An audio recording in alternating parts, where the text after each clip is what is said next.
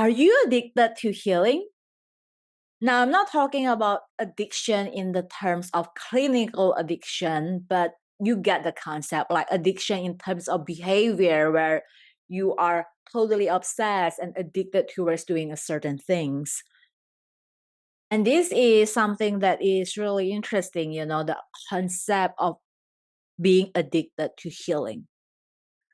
Whether it is breath work, chanting, circle, aesthetic dance, ayahuasca, yoga, meditation, journaling, whatever spiritual practice or tools that you use, or even the gym, are you addicted to it? And what I mean by that is this, like, are you trying to run away from your life?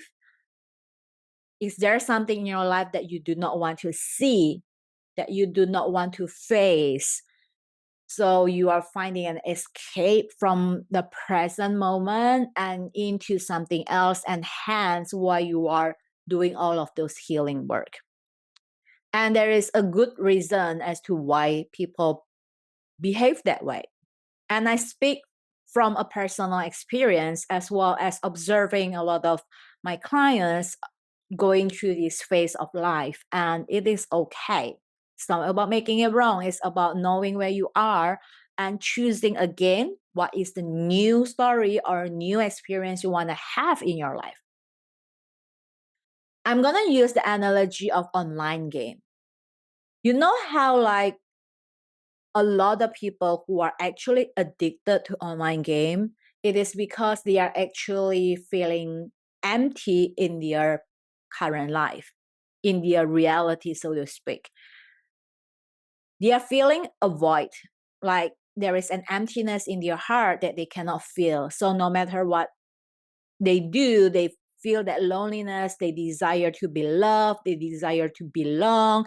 And for some of them, they might be seeking for a sense of achievement, that maybe they think that they are not achieving something big in life, but they can achieve something big in the game.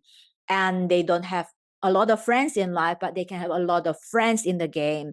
And they might not feel seen or heard in real life, but they can be seen and heard in the game, and so forth. So whatever they cannot get in the reality of their current moment, they try to seek it and get it from the game. Following so far? But essentially what it does is it's just trying to fill up a hole. The hole was never fixed or was never mended, but it was just covered up with a plaster by changing our attention to something else. It's just running away from the problem. That's all I'm saying. It's a form of escape. And using this analogy of being addicted to the game is the same thing with healing. So there is something in your life that you are not liking, that you want to run away from, and you go to your healing practice. For example, you might be feeling really anxious. So you go to do your breath work because you know it will help you ease anxiety. Now, that is great. That's amazing.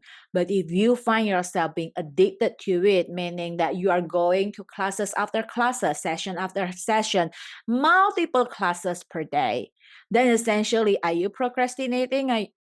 Or something like, if you have to do 5 hours yoga per day, unless, of course, that's part of your job, but if you are constantly going to 3 classes in the gym or what's not, what are you running away from? Are you trying not to feel your anxiety? Are you trying not to feel your fear? Are you trying not to feel your loneliness and emptiness? So whatever practice that you find yourself clinging on and doing excessively, that's what I'm trying to say here. It's not like it is such a bad addiction or anything. It's just like you're excessively obsessed over it. I just invite you to take a look today. Are you doing your practice because you sincerely love it and you sincerely want to do it? Or is this a way of spiritual bypassing? And if you're new to the concept of spiritual bypassing, you can also check out my other video where I talk about how spiritual bypassing slows down your healing process.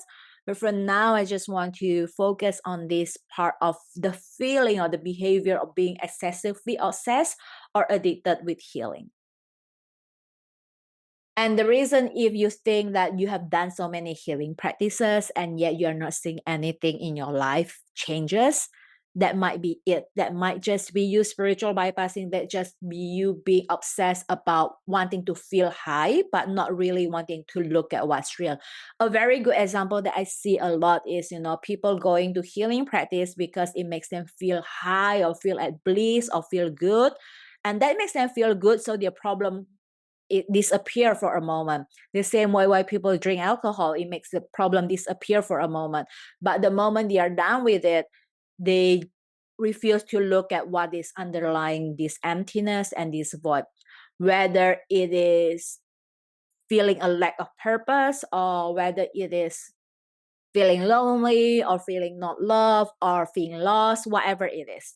And this is also why you see a lot of people run away to spiritual vortexes in order to escape as well. So again, this is not like an either or kind of thing. It's just like there is a sweet spot and balance in life. You got to learn how to have the discernment on your own to differentiate between a real devotion to healing versus an addiction to healing. And that comes from you coming back to the present moment to allow yourself to feel what you need to feel now, and to heal what you need to heal now, and to look into your life with both eyes, all eyes, third eyes open, and not like walking with one eye closed and pretending not to see what you don't want to see, pretending to avoid what you don't want to feel, and pretending that something doesn't happen. Make sense? So this is just kind of a little bit of food for thought for you, if you may. So with that, I'm Alice Hadi here, your Starseed Guide Healer and Spiritual Coach. It's been amazing to connect with you today. You can find out ways for us to connect more in the description below, and I'll see you again